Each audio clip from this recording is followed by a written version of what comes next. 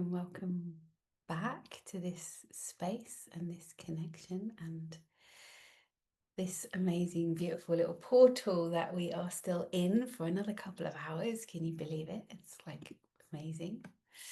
I hope that you managed to have a cup of tea and that you managed to go outside. It's glorious here, and get your feet on the ground and on the grass. But I have the pleasure of handing over this beautiful kind of candlelight that's kind of doing the passing of the rounds to the lovely Una. I want to make sure that can someone take on the spotlighting? I don't know if someone's doing that. Bringing in Una and Sarah and they. Una and Sarah and Adele for our future. We're passing over to you, loves. Have a good time. Thank you so much. And I take this candle and so much light that has been shone on parts of myself and this whole community that we have. So we're moving now into the future aspect, and that's also, it's a lot to do with the perhaps the outside relational. So we've looked at the ancestry, we've looked at our supports, and that's, what's gone past, how we are in the present. So this aspect now, we're looking more to the future and to the, I suppose, our way of making relationships. So I am absolutely delighted and excited to be talking about one of my favorite things, which is spiritual counseling. And I actually it was the main reason I joined One Spirit in the first place, because I've always been interested in counseling, but particularly spiritual counseling. And my friend was asking me there when I was telling her how excited I was about this upcoming summit, and that I was going to be doing this piece on spiritual counseling, and she was going, what's the spiritual part, Una? What makes it different to sort of ordinary counseling? And of course, therein lies so much of our work. There's a beautiful piece that Ken Wilber talks about in relation to spiritual counseling, and he refers to those relationships we have as pre-personal. So that's like as a child, unable to fully relate in a conscious kind of way, to the personal, which is our more adult, conscious way of relating. And then there's the transpersonal. So that's that way of relating where we're beyond, we're more in the energetic field of the relating. So this is where spirit lies. And for each one of us here, we have a different connection with spirit. One of the most beautiful things I learned really on the course was that coming home to love, coming home to a personal experience of spirit, which makes it strong. And it's also quite challenging. So in terms of spiritual counseling and putting the spiritual into counseling, it's to do with the intention. So we come into the relationship with another with the intention of inviting in what for us is our personal relationship with spirit. And that can sometimes be a struggle and involves a lot of hard work. And as we've learned a lot about today, we're not doing it alone. This is a shared journey into helping us find connection with our spirit. So I did a spiritual counseling course with Nicola, and I have this really sweet diagram that she did. So I'm just going to share it now, and I will explain it. And here we go. Can everybody see that? So this is what we call the framework for spiritual counseling. And Nicola actually drew this diagram, so it's particularly sweet today, yeah? So as a framework for spiritual counseling, she drew this walled garden. So it's a metaphor for the spiritual counseling process. The walled garden is, as I say, a metaphor for that container within which the session takes place, the spiritual counseling session takes place. It includes ethics, things like we don't advertise we can do things that we're not able to do, and we look for support. So, and boundaries and contracting, that they all fit into the garden. So we walk into the garden for a spiritual counseling session, and this is the counselor here who sits against the tree. And we could count that tree as that's what the life force runs through. It's the animating force within nature, within all things. And the spiritual counselor aligns themselves with that through their spiritual practice, so that then they can dialogue with the client from that place. And then the whole lot is held within this overreaching, all-encompassing big love that we're all about today coming home to. So I'm going to come out of that. Here we go. So what I'd like us to do now is to give ourselves an opportunity to see how we connect in with that aspect of spirit in us. So again, we've done some practice already today, and so just allowing ourselves to make sure that we're sitting comfortably on our seat, allowing the jaw to relax, the shoulders to relax. If you want to close your eyes, lower your gaze, and feeling that sense of the breath coming into the body,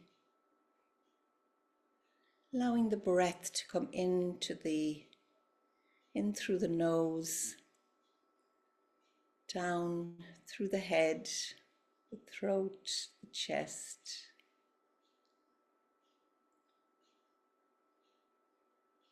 Letting the breath come all the way down through the belly, through the feet, the legs. And as the breath comes all the way down to the feet, allow ourselves to have a sense of connecting to the ground, to the soil underneath our feet. So imagining that we had roots, and letting those roots sink down and into the soil. And know that it's the same earth that every one of us is on. And as these roots reach down, we feel that connection with one another. So diving down into our roots, feeling that connection with one another. And as we bring our attention back up again from the earth,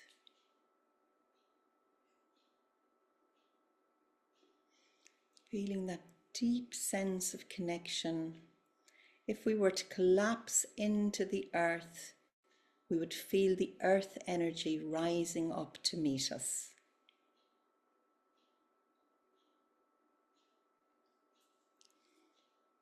Feeling ourselves just picking up something from the earth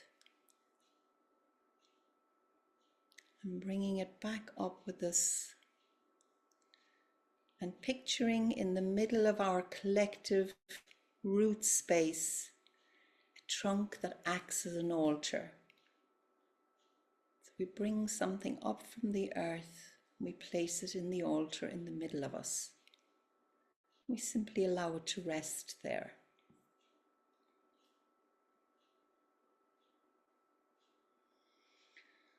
And slowly coming back up again, the heart space, the air all around us, and bringing ourselves back into this space, this collective space between us.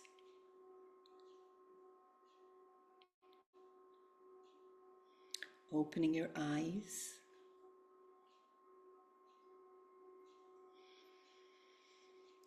Yeah. And just breathing into that sense of feeling connected to some source inside ourselves. And if we can hold on to that, what I'm going to suggest we do now, if anybody is willing and would enjoy it, I'm going to suggest that we move into breakout rooms. So we'll go into pairs and we'll do a little practice session. So have a little practice session of actually being a counselor and being a client. Now we'll only be 5 minutes in each. And I suggest that when you're in your breakout rooms, the person with the longest hair is the one that becomes the counselor and the other one is the client, and then you swap over. And we'll let you know when 5 minutes is up and when it's time to swap. And when you're in your breakout room, share. So the counselor holds the space and just feel into what that's like, being the person holding the space, for the client to share something about how that meditation is still sitting with them. And then after 5 minutes, you swap over and the client becomes the counselor. So it's just to give a little tester of this process and to give a chance for some connection between you as well. So is there anybody who doesn't actually want to go into breakout room? Or otherwise Kim will pair everybody up. Are people okay with that? Yeah. I'm going to I'm going to open some rooms and people can choose to go into them themselves. Perfect. Okay, thanks.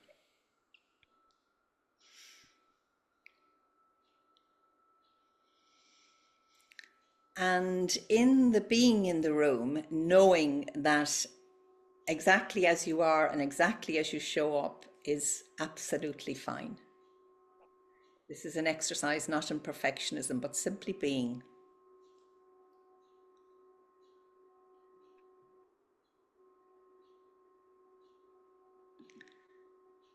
So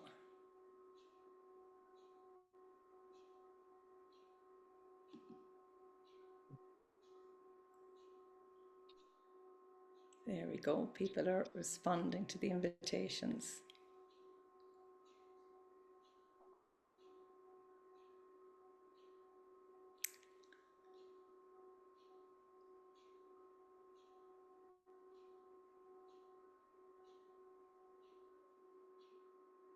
Okay. So anybody here that would like to be in a breakout room? People are still moving. Okay, Kim is on it. Doing Trojan work. Again, just holding that space. That connection to source that we've been working with all day long. So beautifully.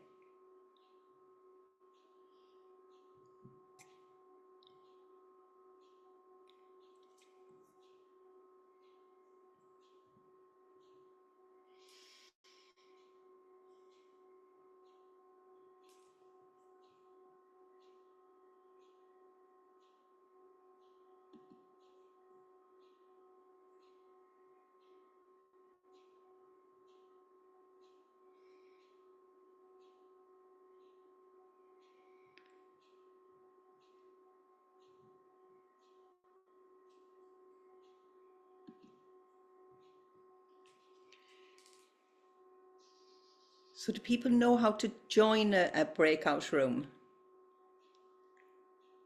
No. Do they need to press the breakout room button, Kim? There should have been a little note that came on that said join breakout room. Okay. That would have popped up onto the screen and people can then choose a number. I'm just also making sure that we have two to a room. It didn't pop up naturally. So at the bottom in the corner, there's a little thing that says breakout rooms. So if Thanks, anyone who Laura. wants to be on one, you can just click on there and then you can join a room. Making sure that there's only 2 of you to a room at this stage would be amazing. Thanks, Laura. Okay, so Suzanne has found one. Anybody else wanting one at this stage?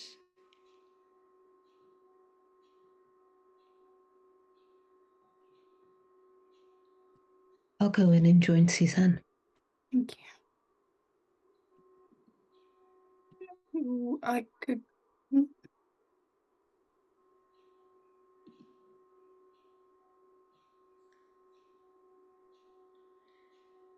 Sonia, you still looking for a room? Does Sonia want to move? Sonia, if you want to do one briefly, I'll pop in one too. There is, we do have 3 in room 8, so I could move one out to join Sonia. Okay. If you'd like to maybe join room 13, Sonia, I could add you.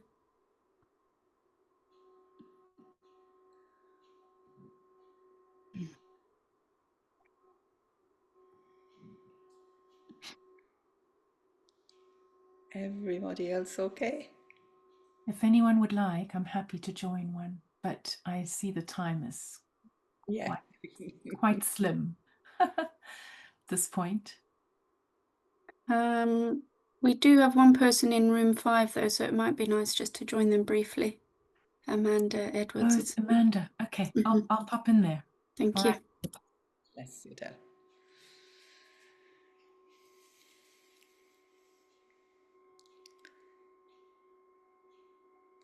And Anne, you're happy to stay out, yeah?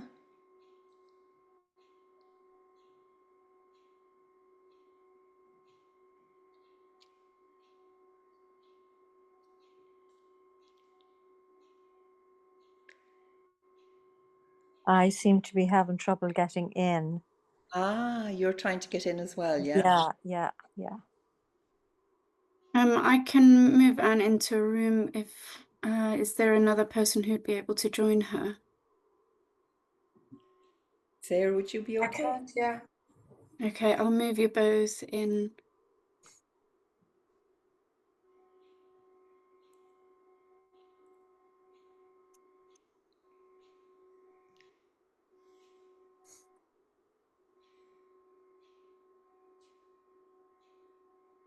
Thanks, Una. You're a whiz, Kim. You really are something else, you know? Honestly, you're doing fab, really. You'll be ready for a line in the grass very shortly, I'd say. Definitely. I'm gonna go look at some deer after this. Beautiful. So I was thinking if, oh yeah, you're keeping an eye on the time, yeah, that after the 5 minutes, then we do the swap around, yeah, fantastic, and we can just send them a little message, yeah. I'm It's doing that now. very much just a little taster, Rooney, you know.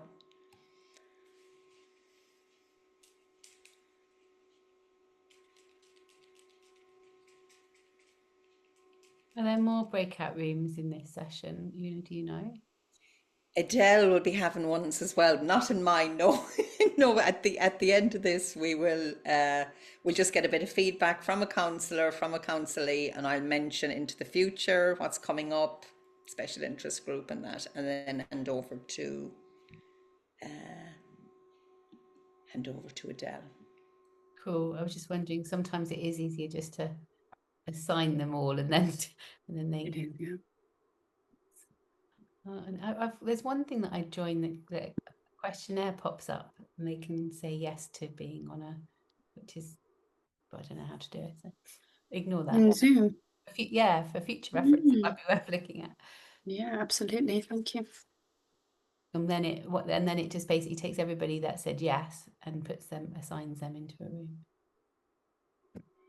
Got a bit of a tech list for next time. That's And wonderful. glad Thanks, that we're Laura. not legging it. Exactly. It's really, it's fab. It's so full of gorgeous yumminess, you know. And I could really feel this feeling very appropriate to follow the last one, you know. Yeah.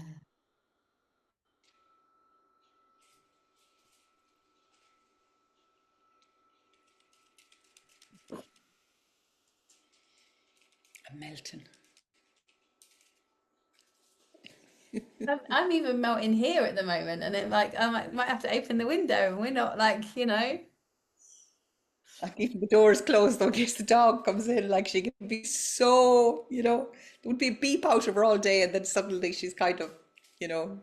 We were talking about that this morning with the dogs, like how, you know, when we were on a call this morning and everybody's kind of energy starts to kind of get like, wow, the dogs are all like, wow, like get with it. It was like totally like the dogs in the present moment of like, what's going on? Yeah.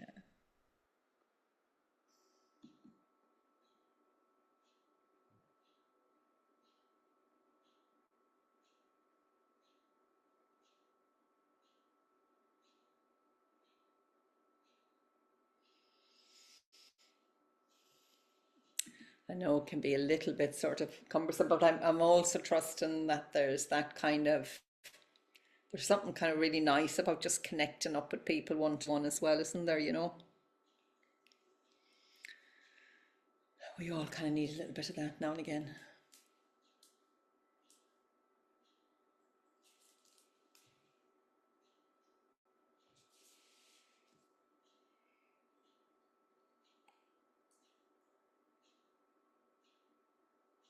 You're on mute, Kim.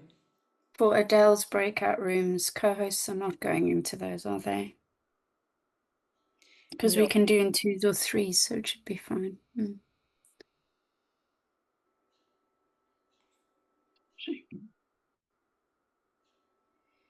I don't think hosts were meant to go into this either, but it seems people were happy enough to jump in. Thank you so much.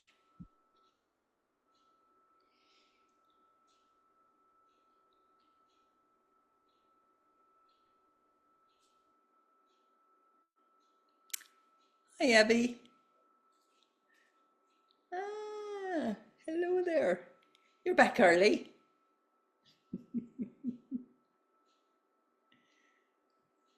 Oh, it's so nice to see.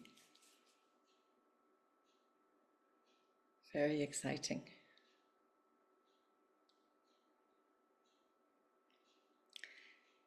So do we call you midnight now? Like that? Yeah.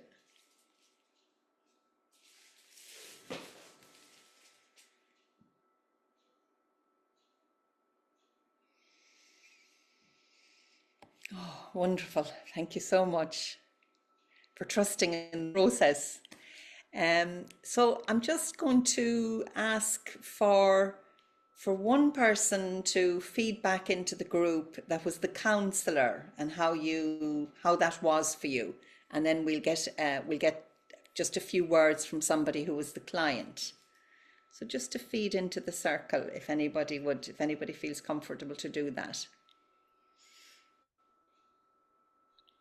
Well, I went in quite late, but it was such an honor to be there and just to hold the space and know that the person in front of me was a very special spirit.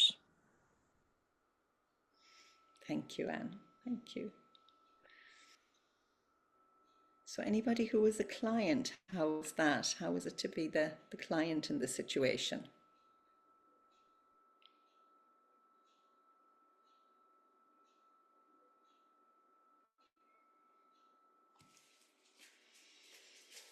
Anybody want to feed into the circle? Just so we can hear your voice. I would just say is the counsellor still bit. So first of all, yeah, apologies, I didn't see the little breakout box below. So we had a beautiful, thank you, Una. We felt in a beautiful, calm presence and space. And then initially, and then I thought I'd better jump in somewhere. Couldn't see anywhere that there was a 1, jumped in where there already was a 2, ended up then there was 3 of us, only to find out someone else had already jumped in there, been taken out. The other person started sharing, then they disappeared.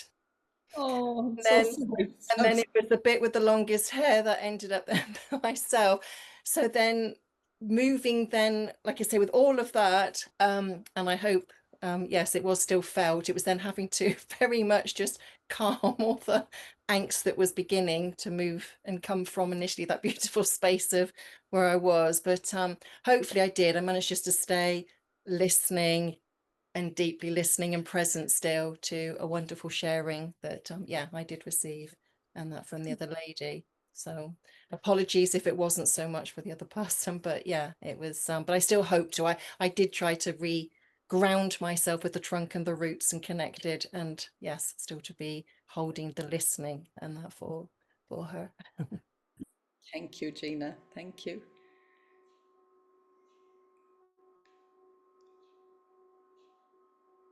Yeah, I remember actually Nicola saying something about, like, you know, we can have, we aim to have these beautiful kind of spaces contained and everything, but there are times we're sitting on a bus or something and somebody needs some kind of interaction and some space, and we can provide that as well.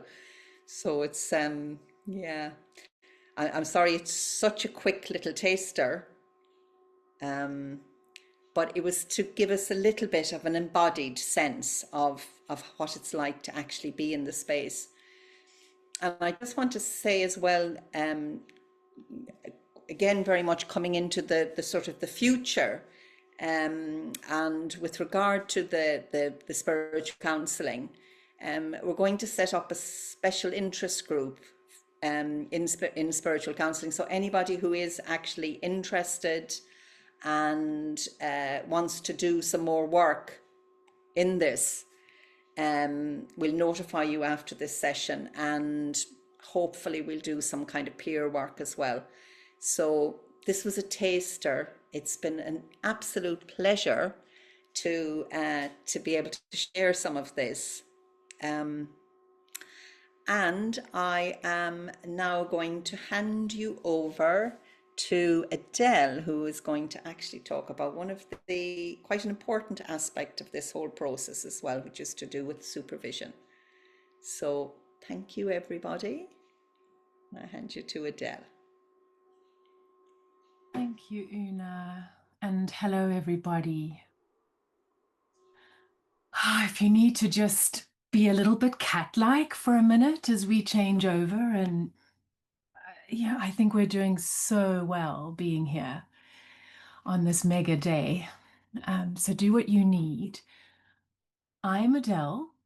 I was ordained in 2006, and I feel very moved and very grateful to be part of this time where we are continuing, in a sense, Nicola's work, but the work, our work, as a way of honoring her. She's been a beloved mystical sister and friend and colleague for more than 20 years of One Spirit, and actually also Findhorn Foundation life for me. So yeah, just thank you everyone that we can all be here. I'm very moved.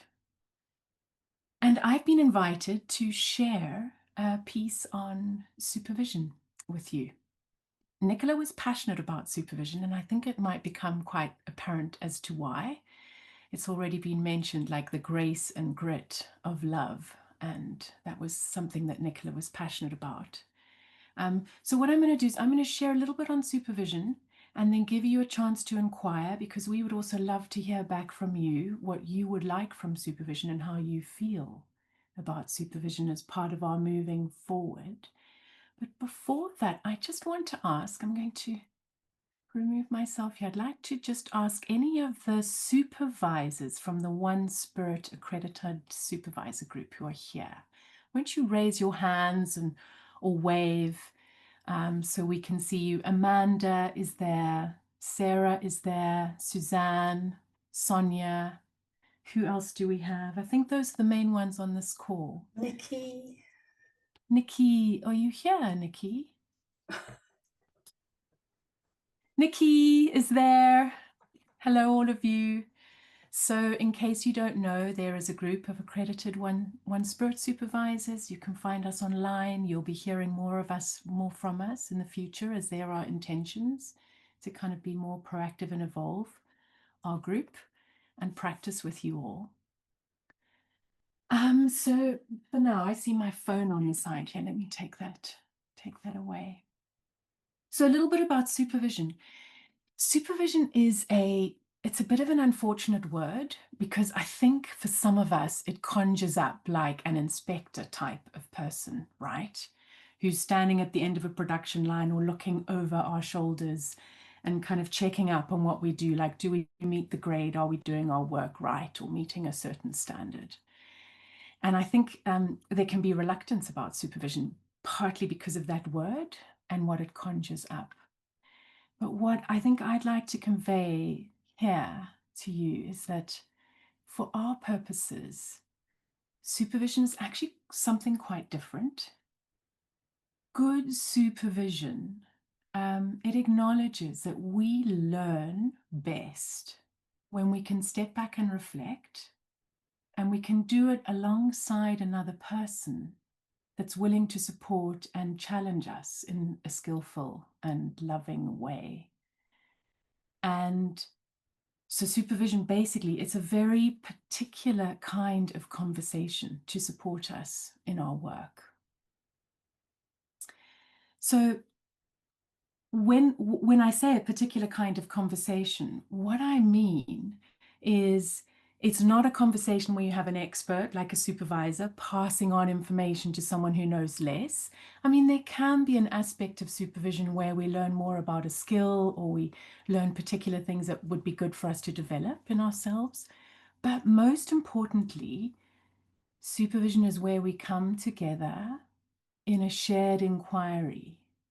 And when we do that with a spirit of boldness and courage and skill and vulnerability, not just the supervisee, but the supervisor as well, we can create this powerful container. When we talk about an issue, a lot of the dynamics of the issue come up. And we get, I mean, I can say for myself, like, supervision has been where I have got to learn more about some of my limiting beliefs, like where I might be limiting a client even because of my limitations, and I get to reframe something in a much more loving way. It can be a place where like some of the squirmiest things about our relational dynamics come up. It's like where I can see, oh, I'm behaving like X because I want to be liked or seen to be wise or spiritual or special, or these kind of relational dynamics that can come up. That when we can be really curious about that with someone alongside us and open out the dynamics, we can become more conscious, more loving, and more skillful in the way we are with our clients. Supervision's a place, like, importantly, where we can become more aware of some of our biases.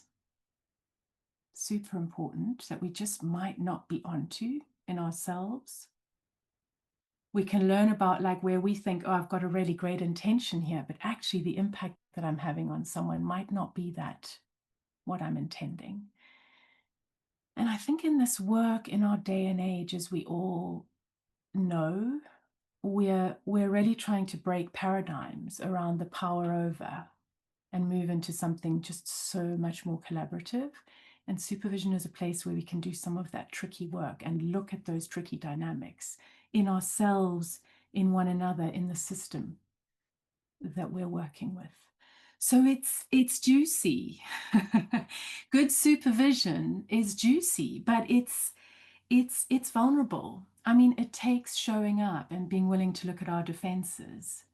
And when we can really do that alongside one another, I mean, we're really then doing the work, the coming home to love work. Not only the being alongside and deepening into our spiritual practices and capacities, but the relational.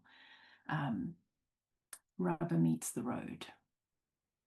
So I don't know about any of you, but for me, it's certainly been one of the most growthful aspects of not only my work, but also my life. as a person, getting to know myself.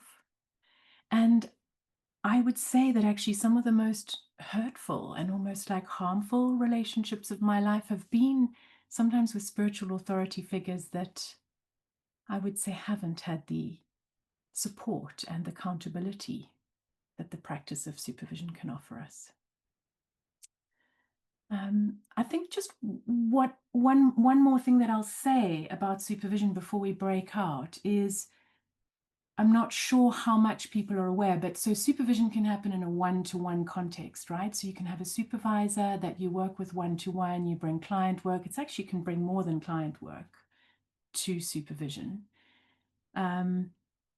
There's also supervision where called group supervision, where you can have a group of people with a supervisor, where you learn from other people bringing their client issues and doing work. And that can be a great way to learn from others and what they are stumbling upon and being with. I think I've hardly ever been in a group supervision where people's work isn't actually relevant to mine. It's incredible how the space just does that. There's peer supervision where you can gather together and form your own group and sort of supervise one another and bring more consciousness to how you work. And there's also team supervision. This is something Nicola was also particularly passionate about because it can be so helpful in our organizations. And when we literally work together as teams, we can have supervision on our own dynamics and how we're impacting one another and become curious about what is going on in our system. It's never only just about each of our personal things. When we're really curious, we can see that something is about a system. And often when we tend to that, the dynamics can really change. Yeah, perhaps that's enough words for you all for now. I'd like to invite whoever of you who'd like to go into a breakout and go for it. Just see what you'd like to explore. I would suggest 2 questions. One, how do you feel about supervision? Either you do it and know it, or maybe this is something you are learning a bit more about right now. If you're not a minister or a counselor, that's fine too. You can think about it in terms of how you are with people or in your own work. So how do you feel about it? How do you feel about supervision? And what would you like from supervision? As we go into the future, this is a conversation we'd love to hear back from you. So thanks, Una, for leading the way with the breakouts. So if you will either see a note from Kim, thank you. We're going to go into triads, so groups of 3 for 15 minutes, 5 minutes each. Just sort your own timing. You can click the breakout room piece at the bottom if you don't get an invitation, and just go into your own room so that you land up with 3 in a room, and we'll call you back in 15 minutes. Is that all clear? Any questions, just pop them in the chat. Otherwise, see you soon.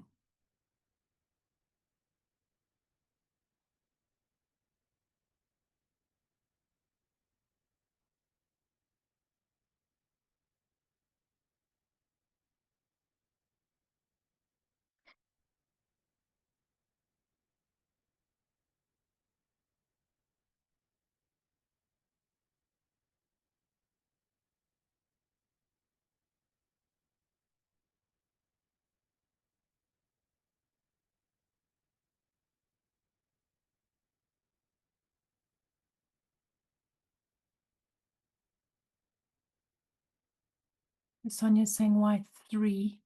Just feels like 3 is a little more than 2 of sharing perspectives, but without using too much time. So, yeah, 5 minutes each.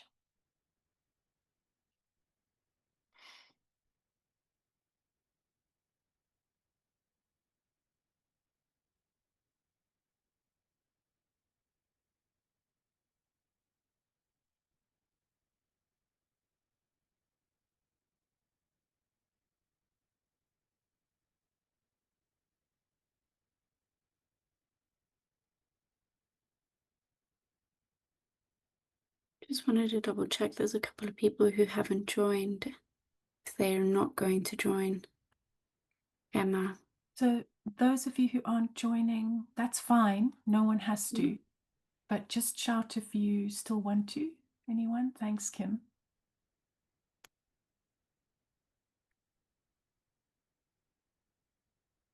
Okay, good. You might need to do some moving around, Kim. I'm sure you're in Yep. it. Yep.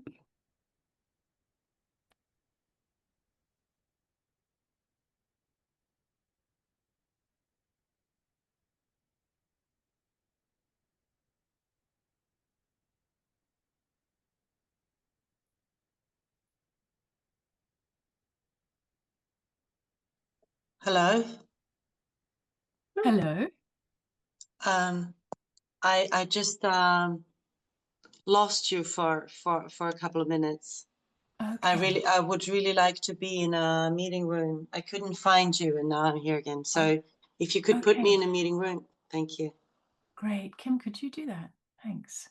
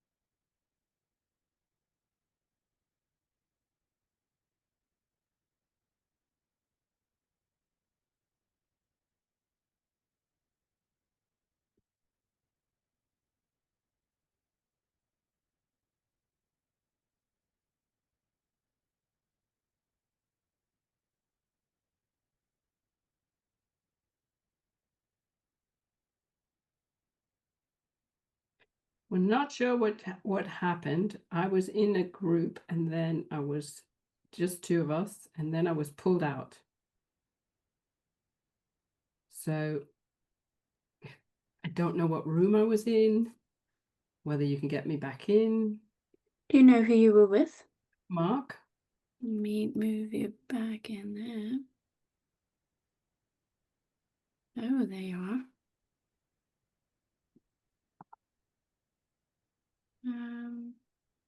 Can you not put me back in the breakout room, Kim, please? Oh, You also just come out. I had to leave the meeting to be able to leave the breakout room. There's a couple of people that are reconnecting after a long time, so it feels nice to let them just do that. yeah. Thanks. And there was only two of us. I don't know if there's supposed to be three in each room. I mean, it's kind of meant to be three, but it's okay. Okay, so Yeah. Oh, it says Kim here instead of Mark. Unless he's gone somewhere else. so Sonia, you should just click down at the bottom and join the room. I have Down at the bottom. moved you. Okay. What room is it? Room 14. It says, oh, that's interesting. Or in that one? Let's see. Who's in room 5? That's me, but I didn't join it because I felt I needed to be here. Well, maybe we should just leave it then. Hold on, I'll move you in. Room 2. I think that as they've already started, well, I'll leave it. I'm sorry, I'm not sure where you If popped Mark out. comes back to you, then I'll rejoin him. I'll stay out if you don't mind. I think it might be a bit discombobulating to use the word if I suddenly appear in some exactly conversation. I just wanted to let you know. It sounds like that has been there's been a lot of movement around. Yeah, it's tricky with the breakout room. I think people just appreciate being able to pop into them, so it's all right. It always works out. It's great. Yeah, and maybe we can enjoy the breath of spaciousness and all the input. Yeah.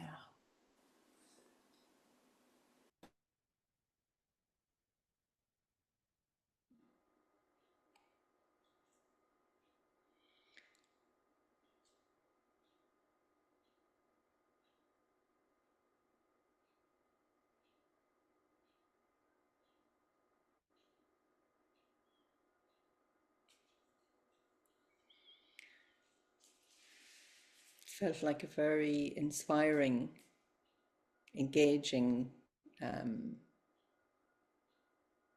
discussion on supervision. I found it so anyways, Adele. I felt quite inspired. Yeah.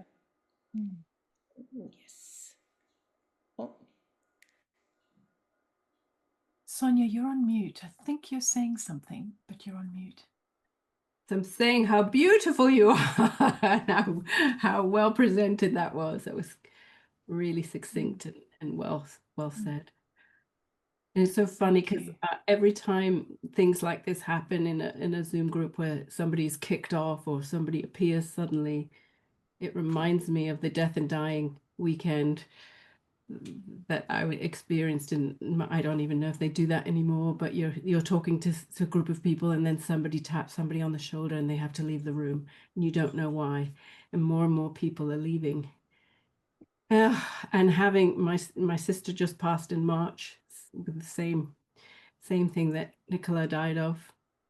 And it was just like, oh, there it is again. There it is again. You just never know when someone's going to go or when you have to go.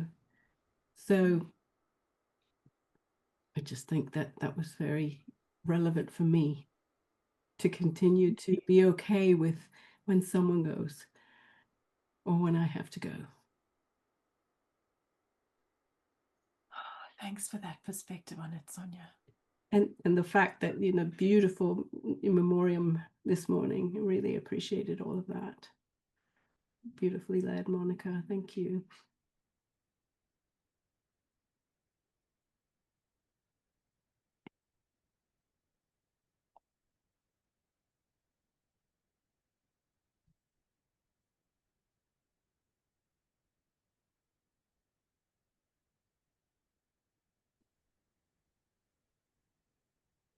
Thank you, Sonia. I really appreciate your share and what you've brought into this space right now.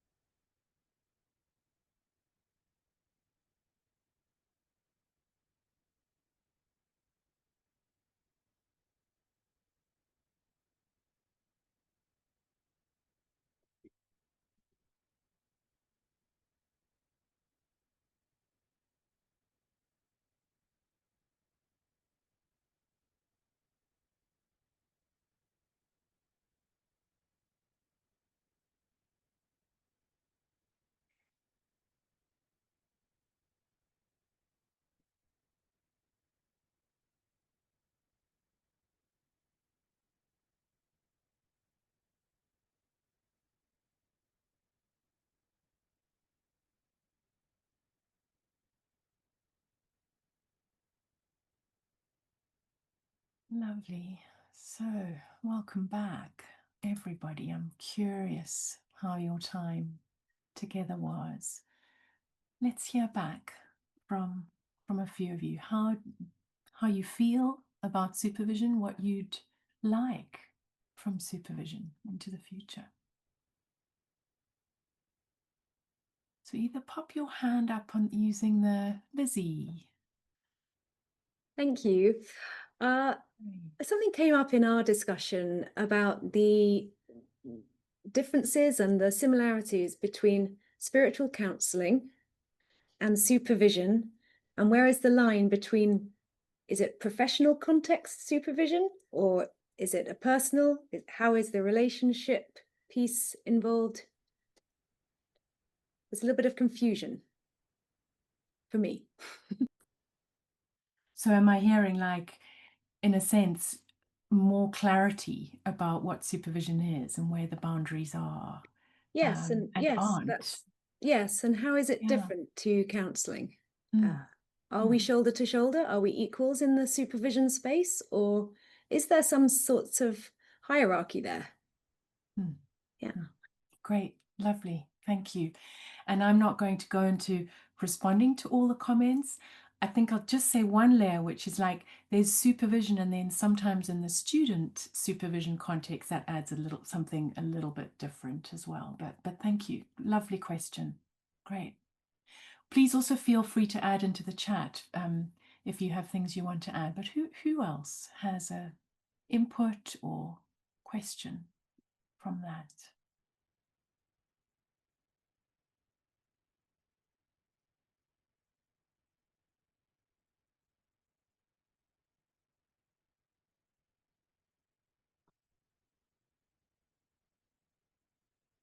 Either raise your hand, like wave, or through the Zoom.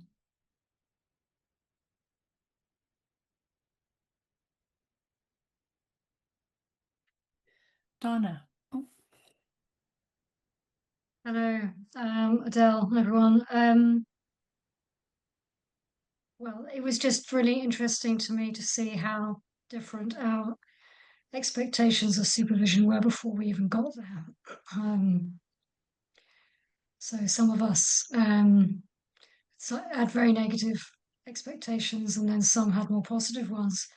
But in the discussion, it felt like through our experience, we'd arrived at a somewhat more similar position, or could see possibilities.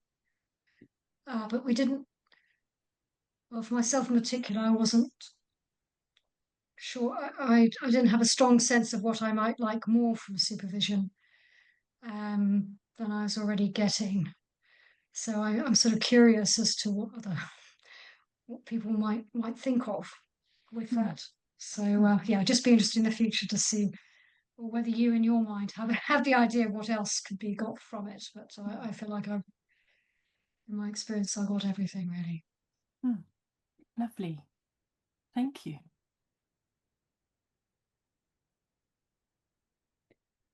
Can I talk? Lainey. Hi, everyone. I'm decided to speak in answer, not an answer, but Lizzie's question really resonated with me. And I think I'm from Scotland, and within the NHS and in the outer world, there's a great debate about supervision and what it is and who gets it and how it's managed. And from a nursing perspective, there's restorative clinical supervision about clinical issues, and that's very ring-fenced. And there's pastoral supervision that as a healthcare chaplain we provide to people who come our way. And my diploma that I'm nearly finished is in cross-professional supervision with Liz Crumlish, which again takes another dimension to it. And I'm also on a focus group with NES, which is the Education Department for Scotland and the NHS. They're also looking at developing professional supervision for any specialty, whether you're nurse, doctor, domestic staff, catering, so that everyone can have that. So it's a good question that Lizzie raised, and that when it comes to One Spirit, we need to define it. Thank you. Lovely, lovely, thank you. I think there is a lot of rich discussion. You know, you've just pointed to it there, Lainey, and an ongoing, perhaps, inquiry into what it is, how do we live it, what really works for us in our practice. And there will be more coming from the supervisor group, perhaps a panel, or we just keep an eye out into the future. Thank you all. If there are any, we're going to move on now. Thank you. We're going to move on now, but if there's anything else left from your groups, please pop it into the chat. We're really glad to hear any questions, suggestions. Yeah, thank you so much. All right.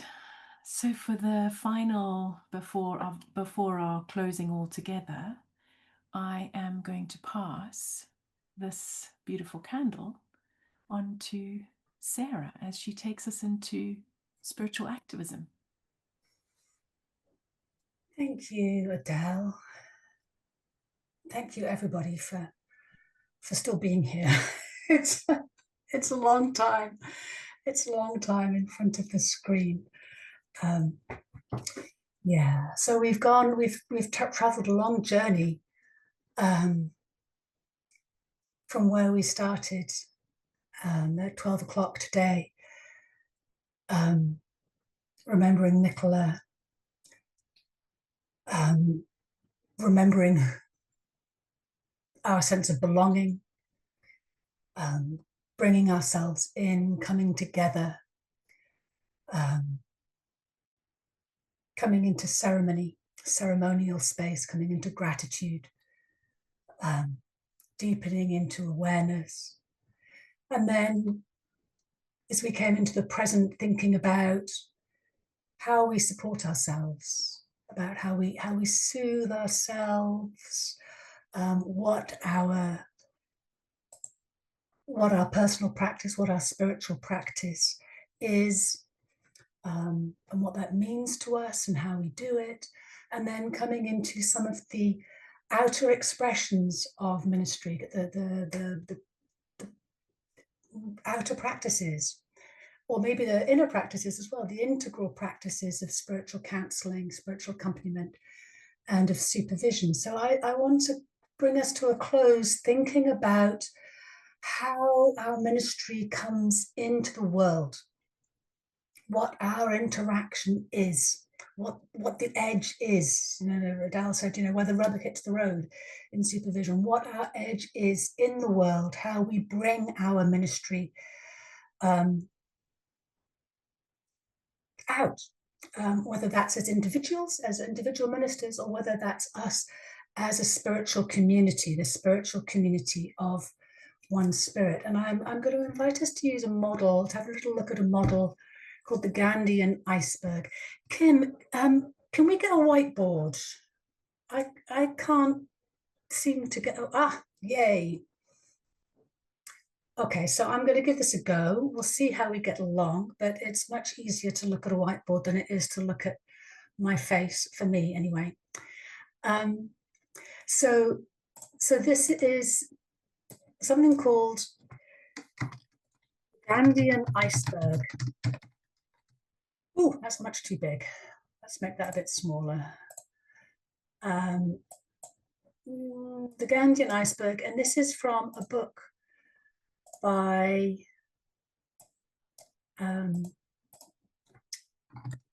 Chris Moore Backman, and we can have that a link to that in the chat.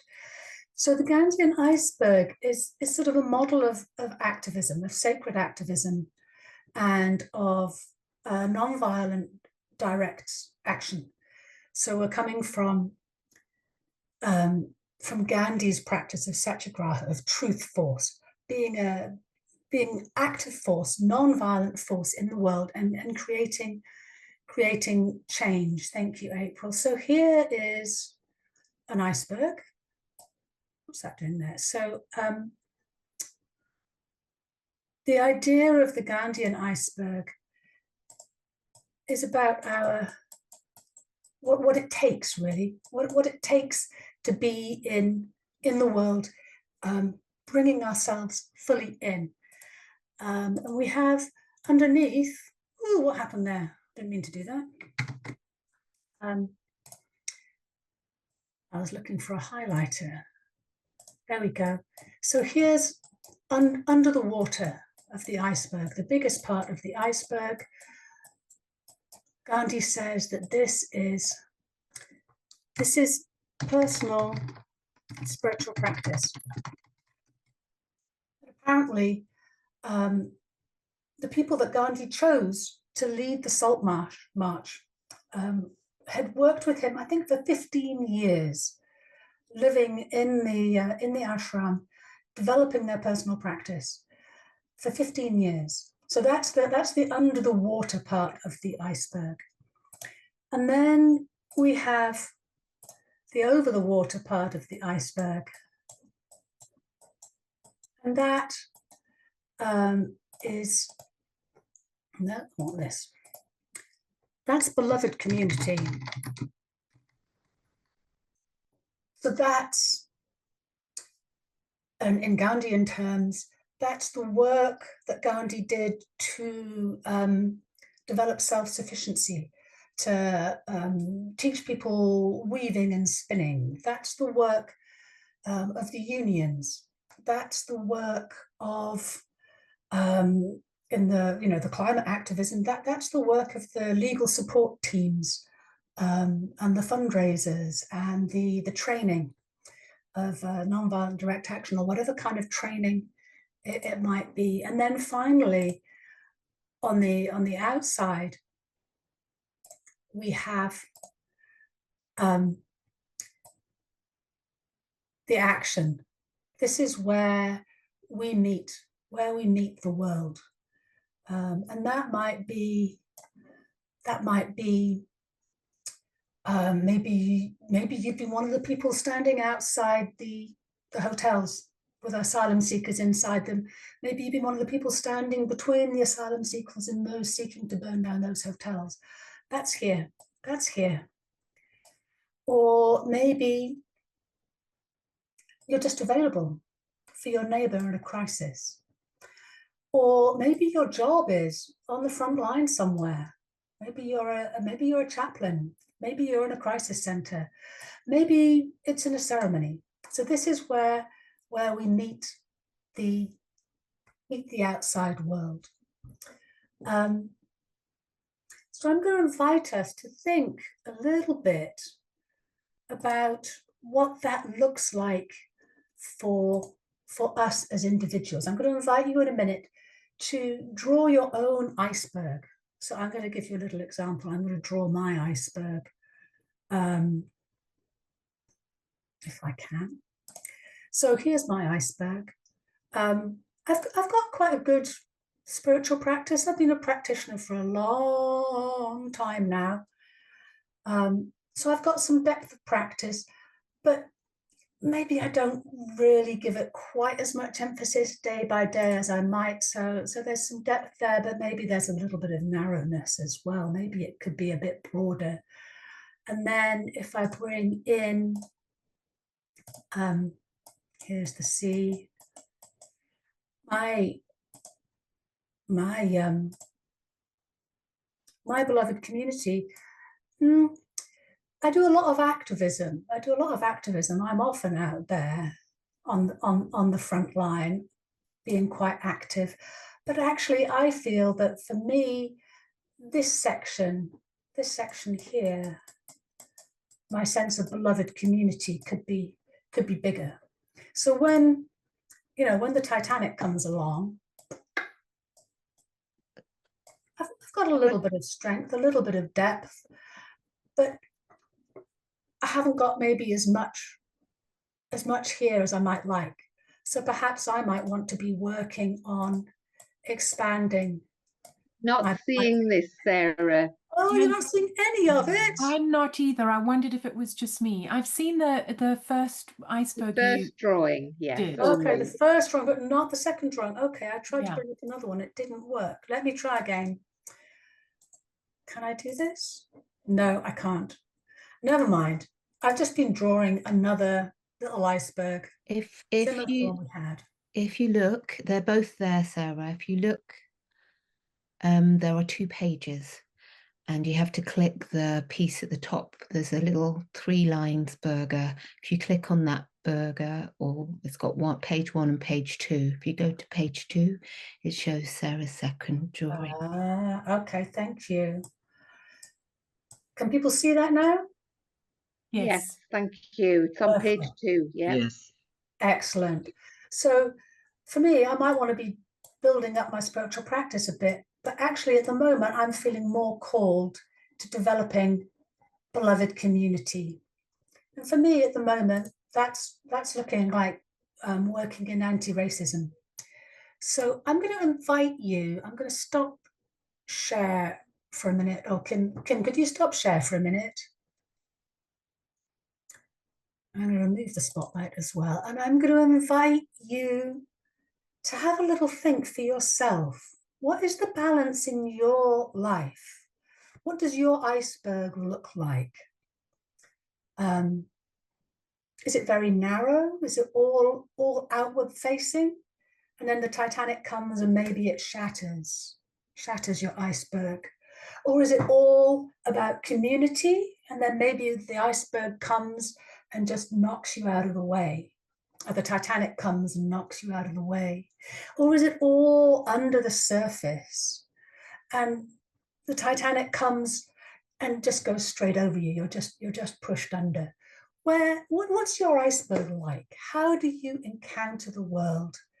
And what areas might you like to build, to develop, to focus on? So I'm just going to give you a few minutes to reflect on that in your journal and take a little bit of time with yourself.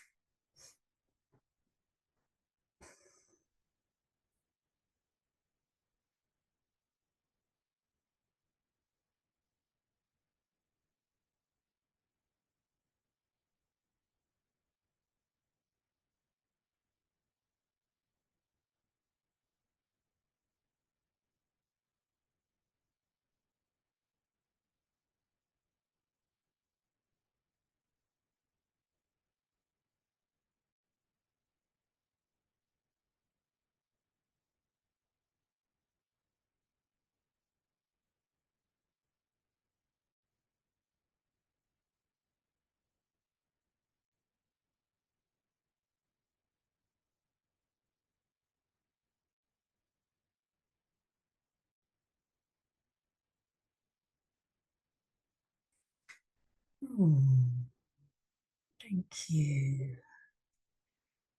Kim, could you give me the whiteboard back, please?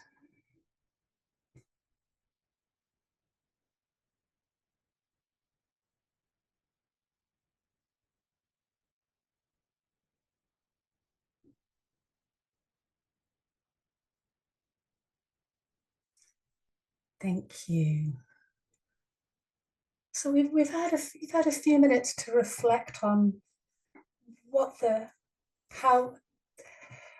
balance is for you, how you bring your action into the world, where you feel strong and empowered, or where you want to grow and develop. And I want us to think about ourselves as a part of the One Spirit community, of how One Spirit, as an organization, as a modern ministry, a modern expression of ministry, shows up in the world, and what each of us contributes to that. So here we've got our iceberg again, and we've got our sea coming in here, and we've talked about different kinds of things that people are involved in, that come into different places. So maybe I might put what Una was talking about, spiritual counseling. I might put that here, mostly under the water, mostly in developing our personal spiritual practice, or maybe developing some sacred community as well. Maybe it comes up, maybe it butts up against the edge somewhere where we encounter people in the world. And maybe supervision might be a bit like this. There's the community aspect, working together, sharing, developing our skills, developing our networks, but there's also the sense of the deep dive that Adele was talking about, the potential for really coming into our vulnerability, really expanding our awareness of ourselves, coming into the underground work as well. And again, probably we come out here as well to the edges, as Lainey was saying, where we meet other people in the world, other professionals, nurses, chaplains, cleaners, whoever is coming to us for supervision. And maybe your work right now is all the way down here. Maybe you're in a time of retreat. Maybe you're in a time of grief. Maybe you're in a time of building your own deep sense of spiritual connection, contemplation. Maybe your power is in beloved community, building community, as Monica has taken the lead in co-creating this expression of beloved community. Here we are right now in the summit. I can't write with this.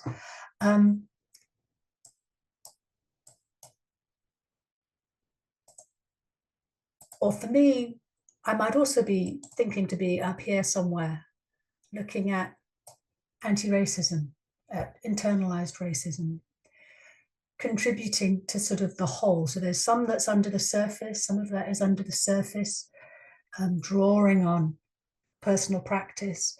Some of it is in beloved community, expanding our awareness, sharing our skills, developing our strength to encounter the world. And some of it is here, encountering the world, being more accessible, more available to more different kinds of people.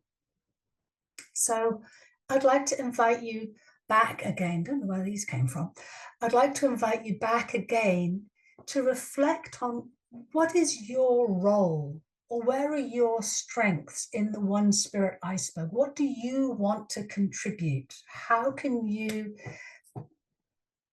bring the most of yourself into how One Spirit interacts into the world? Knowing that it's all the same iceberg. Even if you're not going out into the world, even if it's all internal work for you at this time, it's still a part of the whole, and allows One Spirit as a whole to grow and to engage with the world, and be available in the world. So we can stop the share again, Kim, and again, I'm just going to give you maybe 2 or 3 minutes to reflect on your place, your part, what you want to offer to the One Spirit Gandhian iceberg.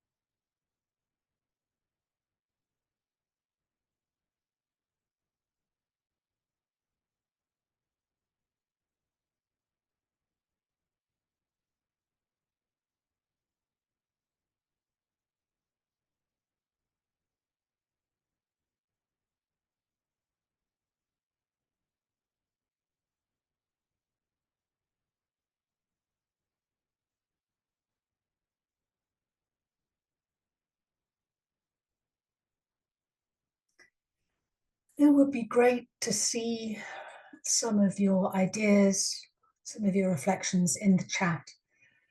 And the chat will be saved. We'll pull these out.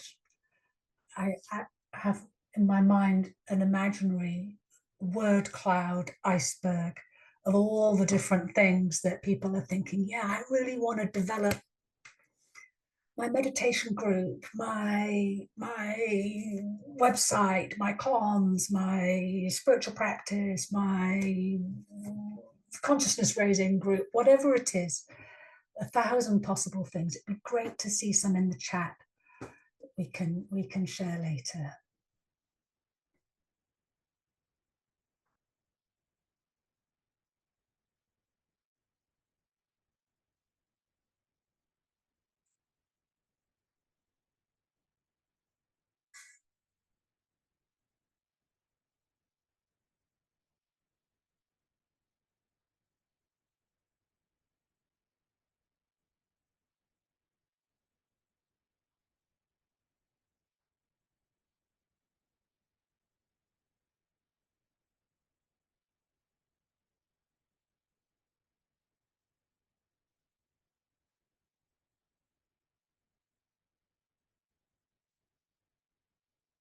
Thank you, Nikki.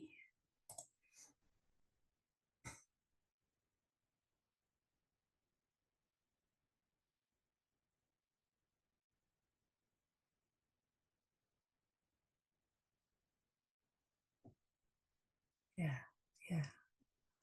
So being alongside those who are dying and grieving, supporting the role of conversations on the role of supervision, strengthening the connection to the beloved, joy, honoring what society does not give much value to, the minister within, mystical love through the arts, annual camp, yay, interfaith group, peace building and interfaith dialogue, I would love to have a sacred activism forum. We could share ideas and support and information and trainings.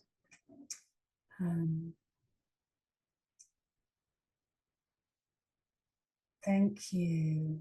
Thank you very much, everyone. And there was one CPD, neuroaffirming approaches,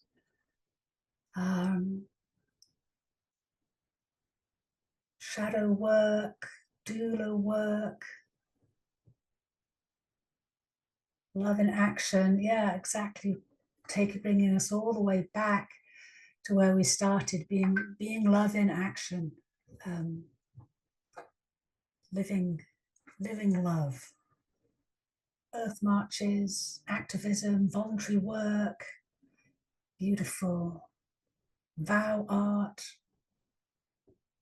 brilliant, good, thank you.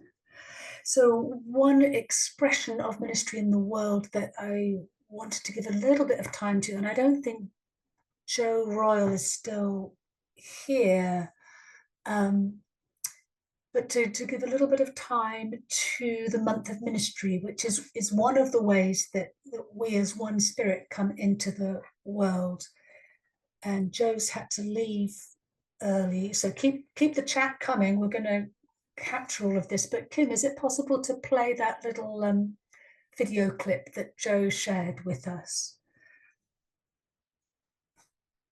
Yeah, inclusivity, neurodiversity, litter picking, or smiling at everyone. Absolutely, yes. Being visible, being present, being available day by day in the world. Oh, okay, thank you, April. I think that Joe did make us a little video, and hopefully Kim can play it.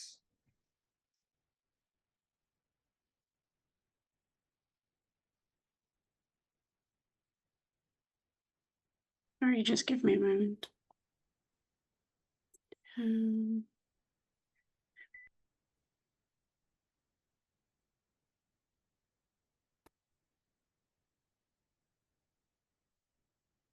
Hi, I'm Joe. I thought I'd share a little bit with you about Month of Ministry, what it is, where it came from, what we're planning to do with it in 2026, and how you might get involved. So back in 2022, I noticed that humanists were posting against the hashtag humanist in the month of May, and that they seemed to be posting against a series of prompts, and they were sharing more about themselves, their beliefs, their work. And I thought it'd be brilliant if we did that as interfaith ministers, because the minister body is so diverse and our ministry is so diverse. I thought it would be really beautiful to have a way of gathering it all together and sharing it online.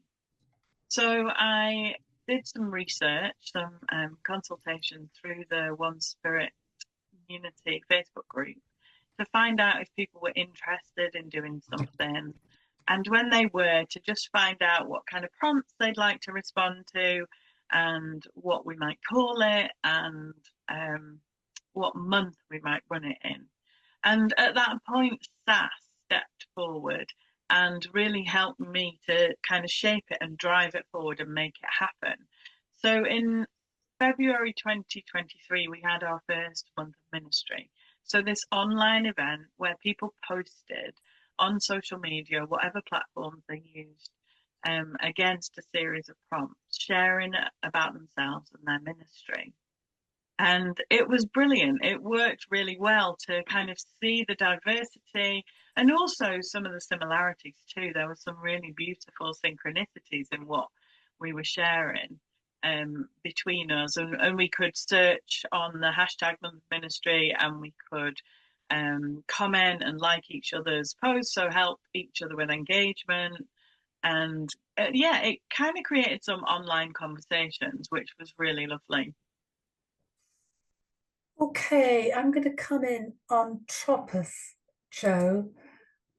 she just posted the video this afternoon, halfway through, when she realized she wasn't going to be able to be here. So we didn't realize it was 9 minutes long. We don't really have 9 minutes. So that's just a little bit of a flag for Month of Ministry, and the full video will go out to you after this, because really we're coming in now. It's 5:30. We're coming in towards a close. And I think I'm going to hand over to Una to bring us towards a close. Oh, thank you, Sarah. So interesting, and so much stuff to think about and to bring forward. So this is very much about that moving forward and what it is that we offer into the future. So this has been a real taster of so much stuff.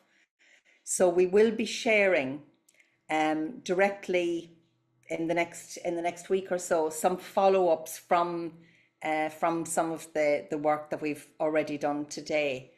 And one of those that we were wondering about sharing just very briefly, and it's sort of like a bookend perhaps to some of the stuff that Miranda started the session with.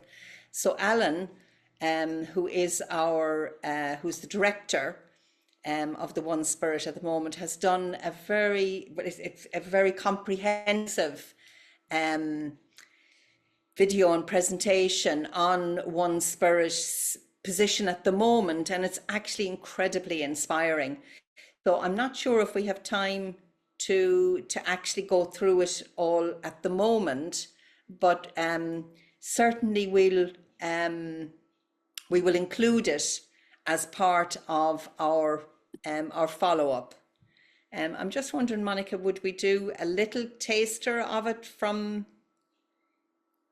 Yeah, I think that would be great if we can at least presence Alan's voice in the space. I just want to make sure that, Kim, you have the right video. So that, once again, there's been a lot of words and a lot here. So while we do that, let's just take a break, shall we? Let's just land and really honor our co-creating the future team of Adele and Sarah and Una for their offering such gifts, lots to think about, a lot to lean into. And I'd love you to put in the chat, what did you receive from this last hour and a half that you've just been present to? And we'll find the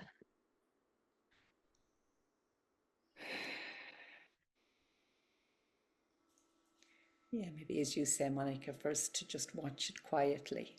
Yeah, I think so. I think it would be a really speaks of the direction of One Spirit Seminary at the moment and how profound that is. Yeah. And perhaps Una, you could just lead a reflection while I find this. Okay.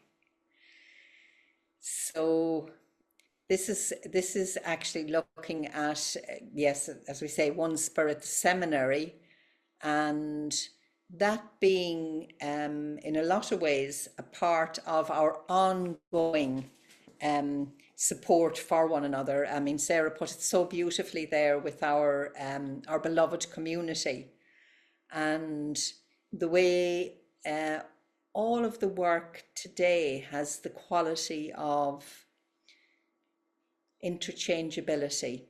So as Ben was saying, what is this thing called time anyways, past, present and future? And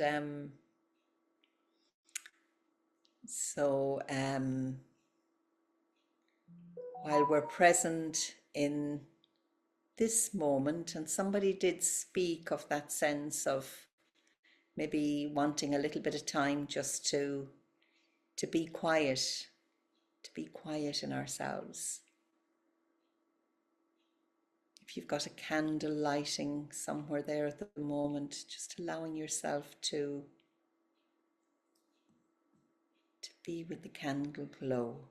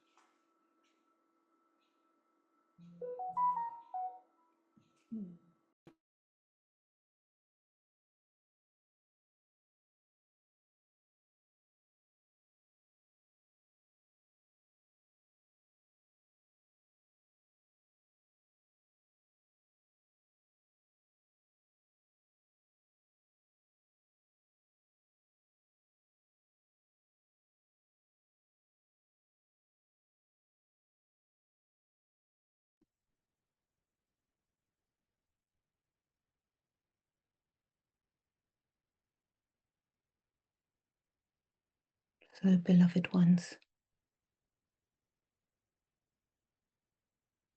it's already been named in the space that sometimes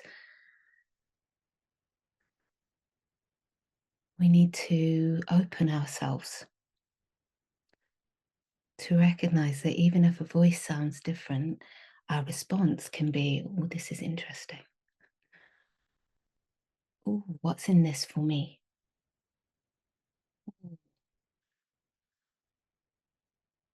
Could I take a breath with this and let it flow over and through me?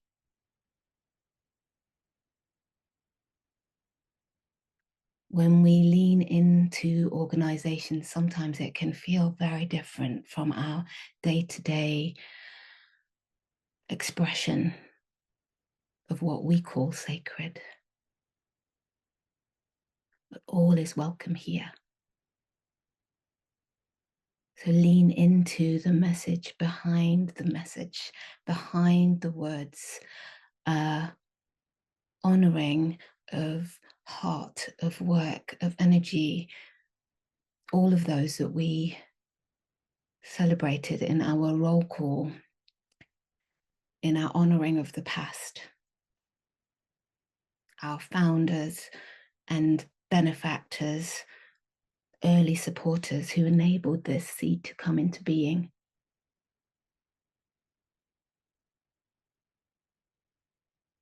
All of these ministers, past, present, and those that are coming, who are dedicating their lives to the service of love.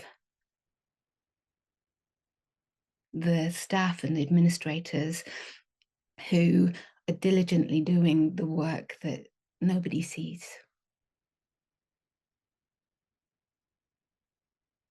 Holding the fort, dealing with the documents, all of that. The trustees taking personal responsibility for what we do.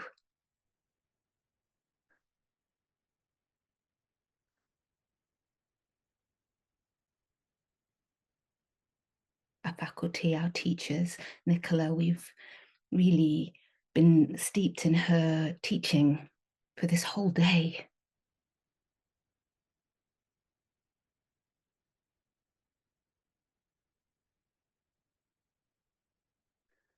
All of these people we've invited in from different faith traditions who have given us of themselves. This is what I practice. This is what I believe, knowing that not everybody feels the same, and being open to criticism and challenge and ridicule.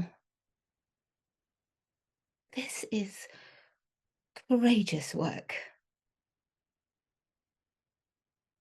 And this is what we're inviting us to be in. And this is where we're leaning into our future. Can we lean into this future together and bring all of our parts, our history, our challenges, our mistakes, our tech stuff, all of it? Could we embrace it all? Could we embrace it all now?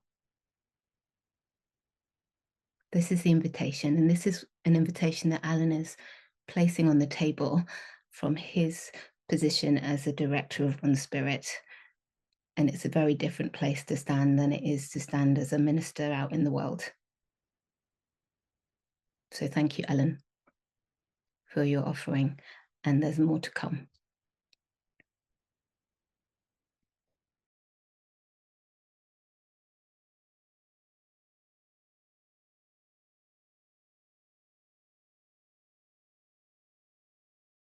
Hello, I'm Alan Briscoe, and I'm the director of One Spirit.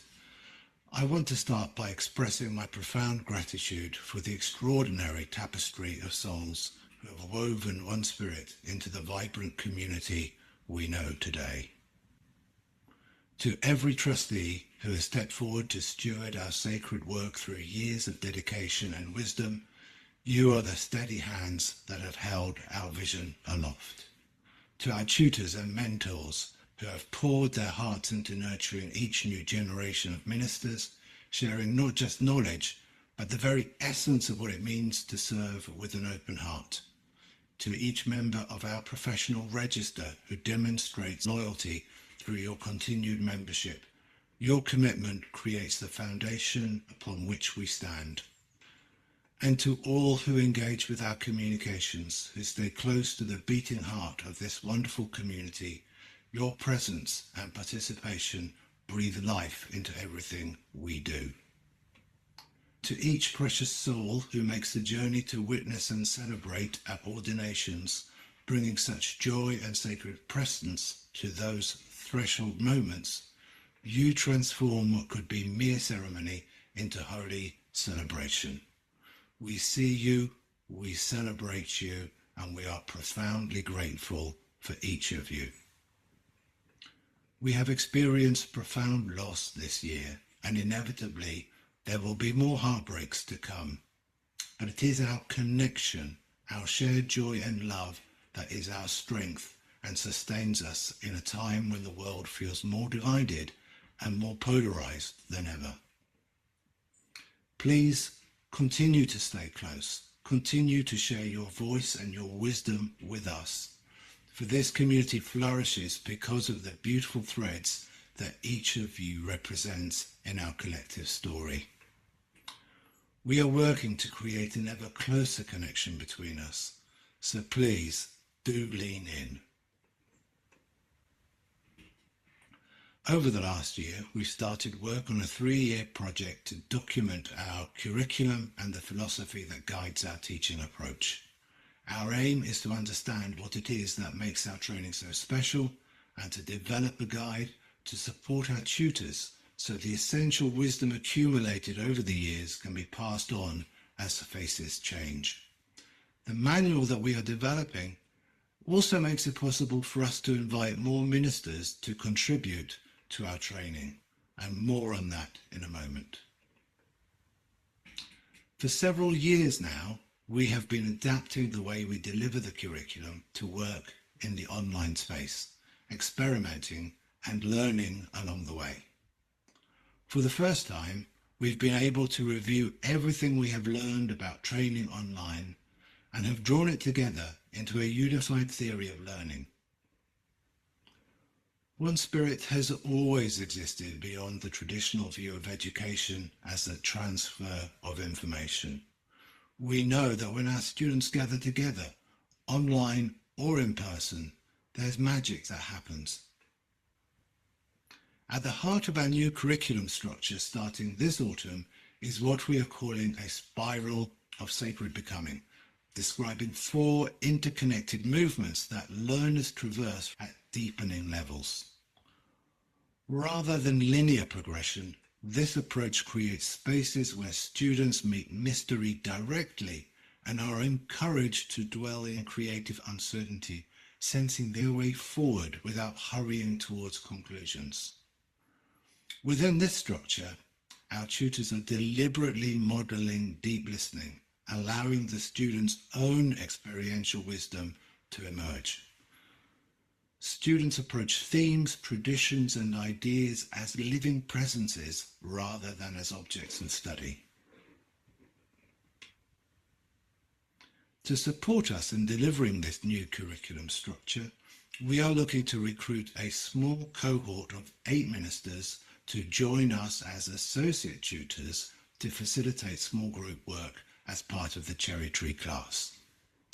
You'll receive training to develop your group facilitation skills in a supportive peer group while getting lots of opportunity to practice.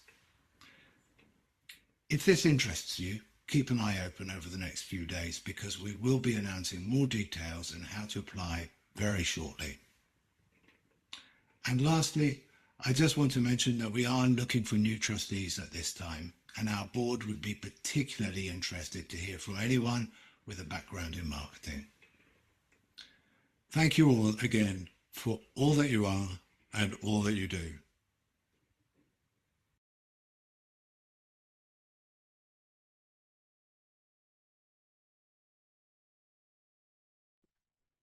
Thank you, Alan. So there is energy of this continuation of what we are doing, and an invitation for us all to lean in at whatever level of this iceberg, as Sarah has laid out. Laura, I'm wondering if you would be open to leading this next segment. Thanks, lovely. Do you just take a breath and land in that? I think hearing Alan's voice in the space is really important.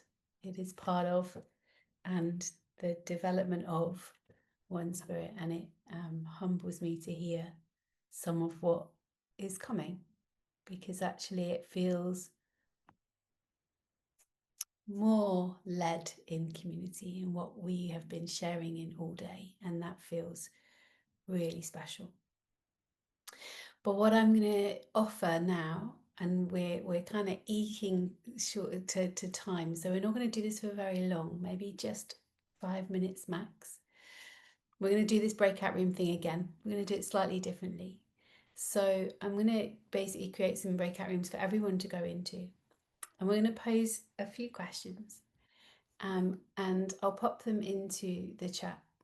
But when we've gone into breakout rooms, because of those of us that are here, there'll be a little bit of shifting around. So wait, come into the breakout room, take a breath together, see who you're there with, and then just give us 20 seconds to kind of jiggle anything around so that the numbers are correct in each room.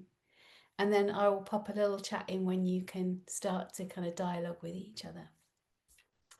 But let me just quickly check what those questions really were. We've just been sharing kind of based on what we've heard from you all today. And that would be thinking about our kind of 3 segments. I'm going to just pop this into the chat now. Thinking about the 3 segments of honouring our past, being in the present and co-creating the future. What has actually inspired you, moved or delighted you about these sessions of our summit? I liken this to, what have you loved? What have you loved? What's been great? What's been amazing? What change would you like to see? And I liken this to, what challenges are there? What things might be good to see change? And what are your next steps for each of these areas? So what's your takeaway? What's the takeaway? What's the thing that you're going to go away and kind of either implement for yourself or implement within your community, within your own groups? So we're not going to have very long to kind of share. I'm going to pop you into the breakout rooms. If you don't want to go into a breakout room, you've got like 20 seconds to decide, basically. If not, you're in there. And that's how we're going to just hold this space. And I really, really would encourage you if you can, because I know this is it's the icky bit, the last 10 minutes where you all want to pee and you all want to run off. But this is such beautiful connection, and we started in connection. It'd be really great to kind of finish in connection. So I'm going to offer that to you in this moment. Let's make sure these rooms are still as I set them up. Okay, so now you should see a thing that says you can join the breakout room. Be great if you find your way into that.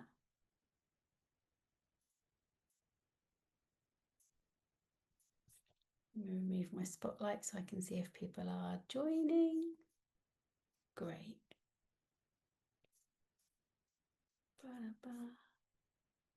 going to assume that those of you still here are not looking to go into a breakout room. So I'm going to just move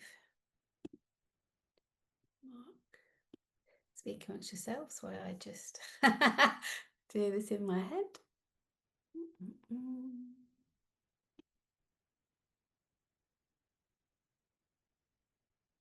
Great. All right.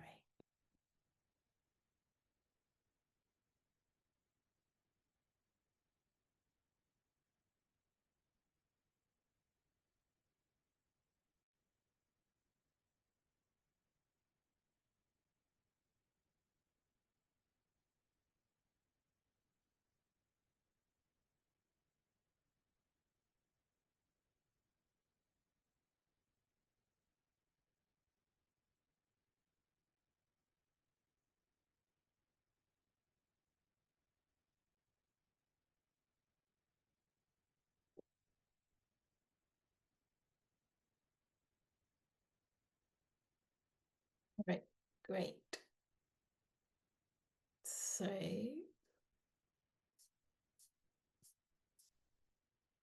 awesome. They're in their breakout rooms. We're here. They've got some things to be getting on with. And let's call them back in like 3 minutes.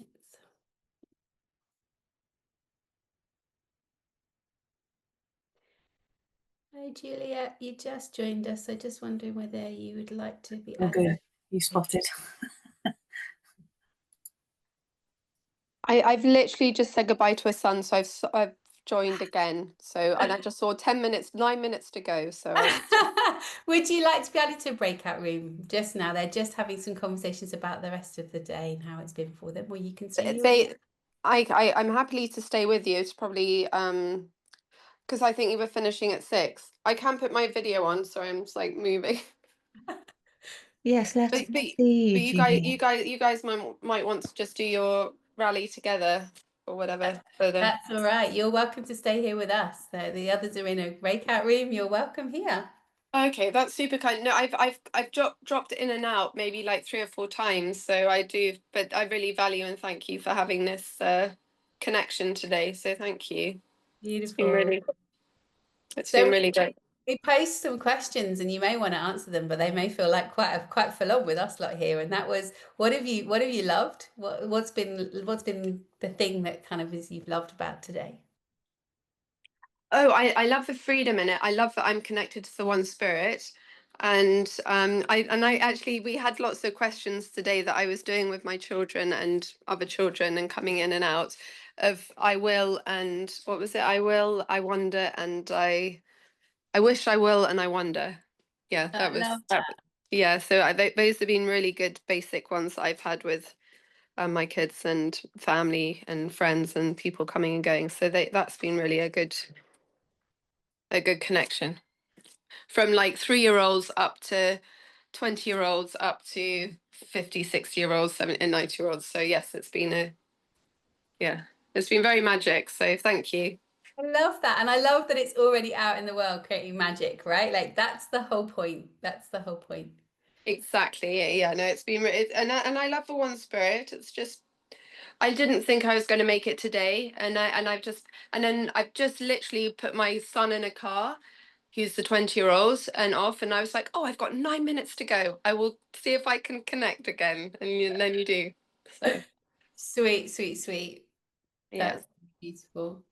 And one of the other questions was, what's your takeaway? But to be fair, like even just hearing what you've just shared is such a takeaway, right? Like just being able to take that out into the world and share that little bit of magic. Oh, definitely. But how have you guys enjoyed like controlling it and rallying it, and because there's no control here, that's for sure. I think well, yeah, that's a bit of a strong word. Sorry. There's a definite spiritual control behind the process. I know, actually, and what was really lovely about it is the fact that I have connected and gone in and out, and I was thinking, oh, you know, sometimes it's like you're only 3 or 4 or 5 people in a group sometimes, and I'm like, oh, there's 80 people, or there's 102 people. I'm like, oh, it's fine. I'm an anomaly. It's cool. It's all fine. So and then just being able to, you know, connect and just, I mean, it's the beauty of this technology.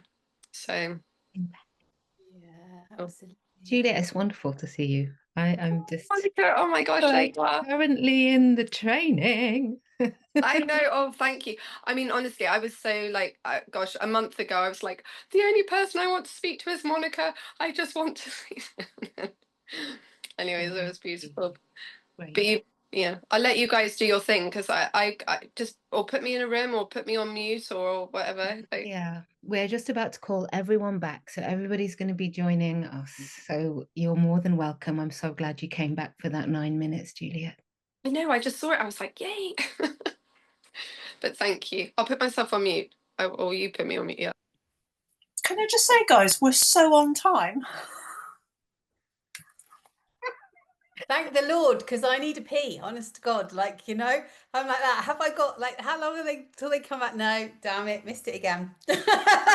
Came back in just as you said that, Laura. You know, you've known me well enough now in the last few days to know that that's kind of like it's the theme of our conversations. Being with the present and what you need in any moment. Welcome back, welcome back, welcome back. Lovely to see you all. So it would be great just to kind of, again, just to maybe have one word in the chat, one word that really kind of would anchor you coming back into this space, that really anchors, like, what is that? What's that takeaway word of the day that kind of really reconnection? Let's create this magical little soup of words that really kind of we can carry home. Inspiring future, love. That's a constancy, calling back to. Beautiful. Reconnection. Mine would be love. It's just love.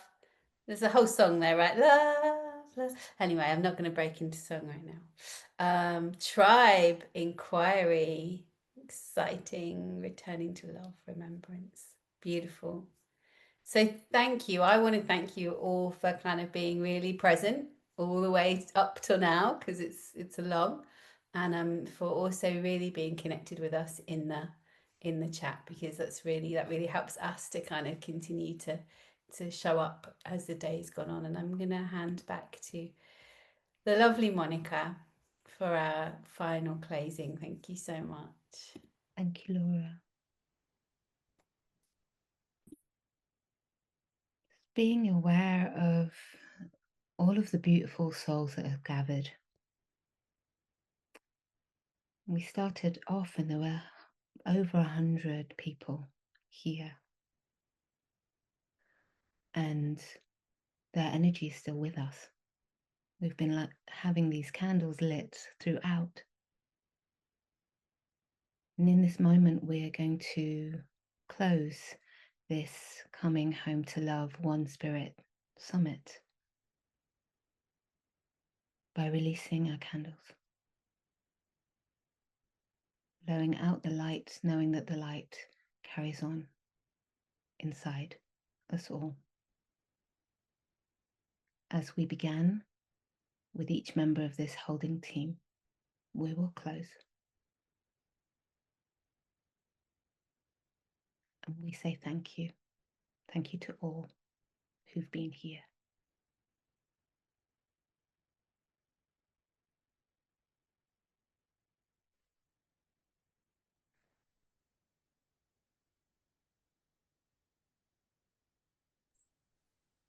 Thank you to all here now, all the lineage, ancestral souls, Nicola in her fine power herself. Thank you to all.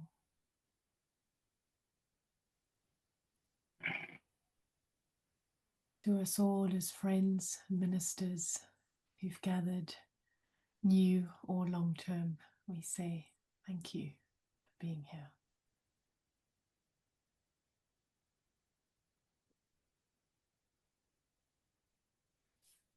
Oh, the non-human world, to the trees and the rocks and the clouds, the rivers and the sky, to all the living creatures, to all life. Thank you for being here.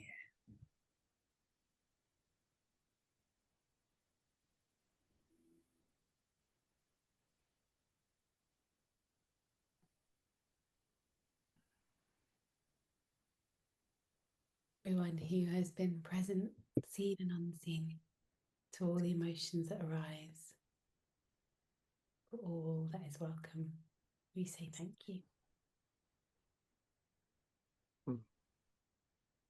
Thank you to all the helpers. Thank you to all the people that facilitated us to be here today, to have this time. And to all the people who come across this video and feel inspired and drawn, you're welcome. And thank you for watching.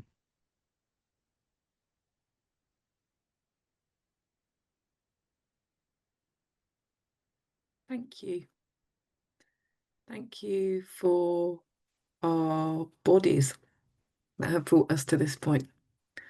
Thank you for our life, the life that flows through us, that has got us here in this moment. Thank you. Thank you.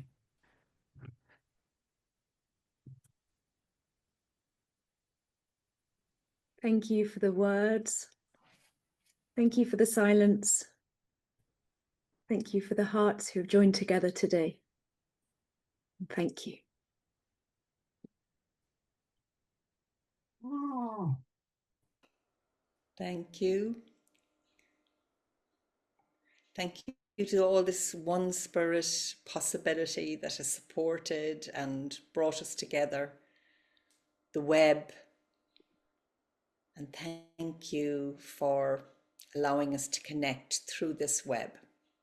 Thank you.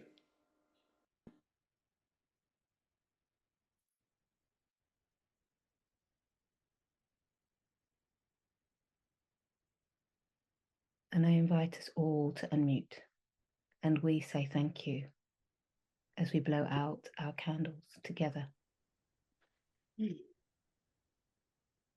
Thank you. Thank you. Thank you. Thank you. Thank you so much, Monica. Thank everybody. you, everybody. Thank you, everyone. Thank you, everybody. Thank you all.